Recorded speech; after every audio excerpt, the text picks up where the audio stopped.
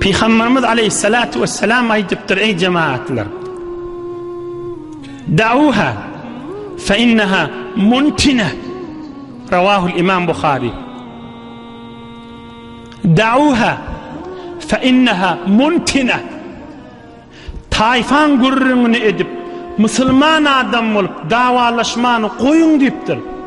Tayfan gurrunu edip Tayfan gurrunu edip davalaşmak katı porsu bir zat deyiptir.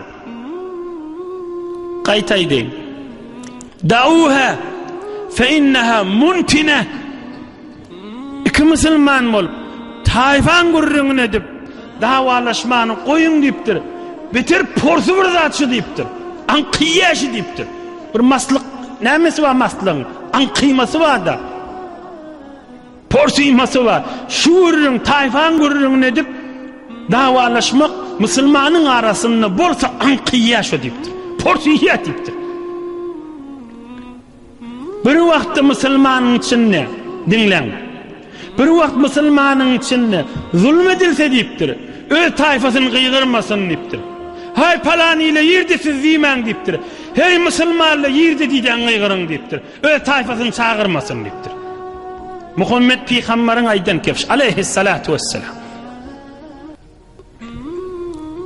Bir vakit bir adamı zulmedilse, vurulup yencilse damarını kıygırmasın deyiptir. İmanını kıygırsın deyiptir. Falan tayfa neymi kuruydu mu diyemasın deyiptir. Hen Müslümanlara neymi olu deyip keplen deyiptir. Feyalel muslimin deyin. Hen Müslümanla yerde gezip deyin. İman, İslam, ihsan. Allah'a imanı var adam. Ve Allah'ın buyruğunu amal ettiyen adam. Ve Hudayın huzuruna durun bilen adam aydılyan kefe kulak astın. Allah'a imanı var adam. İslam'a imanı var adam. Ve Allah'ın huzuruna durmağın bilen adam kulak asmalı olar bu vururuna. Dinin içinde bir tayfanı özüne arkalaşyan adam olsa Muhammed Peygamber şol adamı yigreniyada aleyhissalatu vesselam. Koyun şu vururunu deyiptir. Porsiyer deyiptir. Kafirliğin aytyan vururunu deyiptir. Näme deyip bizim Türkmen ilimizin içinde ne kadar mescitlerde tayfan vururunu boluyor. Yerde, bazarda mı? Mescidin içinde Hudayın huzuruna durulayan yerde.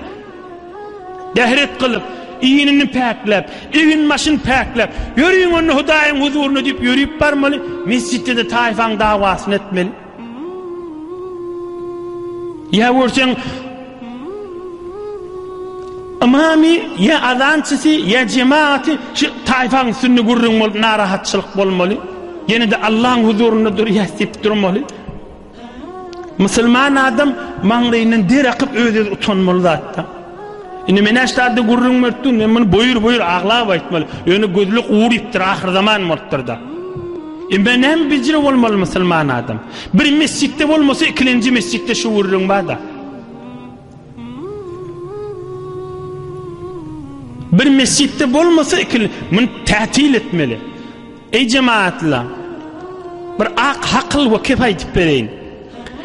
Bir vakt sen görüyen de mescidine barayan şu gurrunlar bağ olsa, tayfan gurrunu sen de ağlasın sana yetmeyenler bu gurrunlu dilacak bolsa çimesinden ne barp olmayacak bolsa biter aydıp da yürme yani ödün o gurruna koşulmancı kellen aşağı sallap mescidin menen cemaatin menen boluver o bahanan idinne adam sen keplesen senin öz başını guruh edecek bolyadı.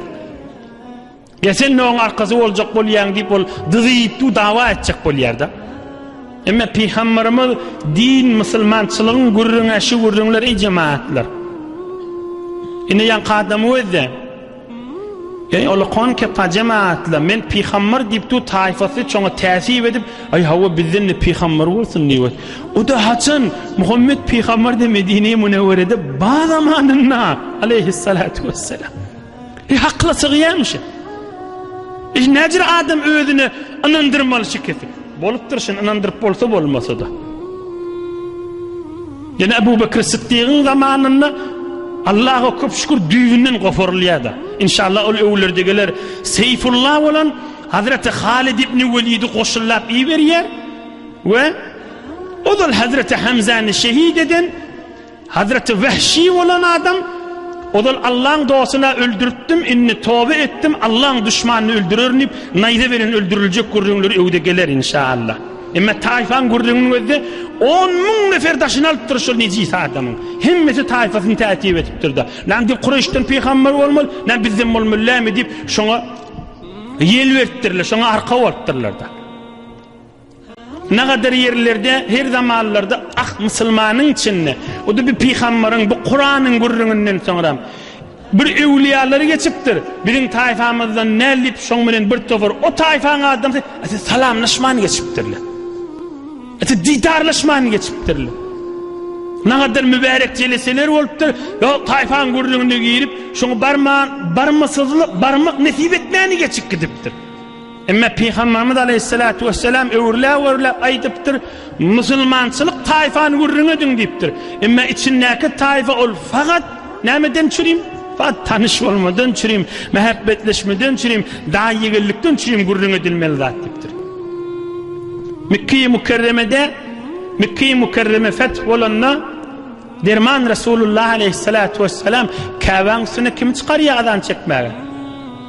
İn taifasına ma'ruf, in uluk kafir Müslümanın gözüne abreyli, hey vur, şerif nesepli adam Arapların arasında. Şunu çıkarıyami, yadem kellesine giymani böğrüğü yok, ayağına giymani kovuşu yok, göbeğinden yukarıda örtmani parçası yok, garip olan, özü barb Etiyopili olan, o da Mekke'nin kafirler inlemeyen adamsı, ama bütün Müslümanların mehbubu olan Hazreti Bilal-i Muezzini barşın Kabe'sine çıktıdan çıktı mı ya mı? Necreten taifan üstüyle gurrun edecek.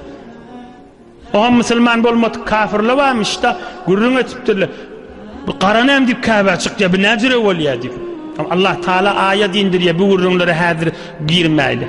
Kim takva olsa Allah'ın yanına aziz şu. Bu Müslümanla şunu söylemeli.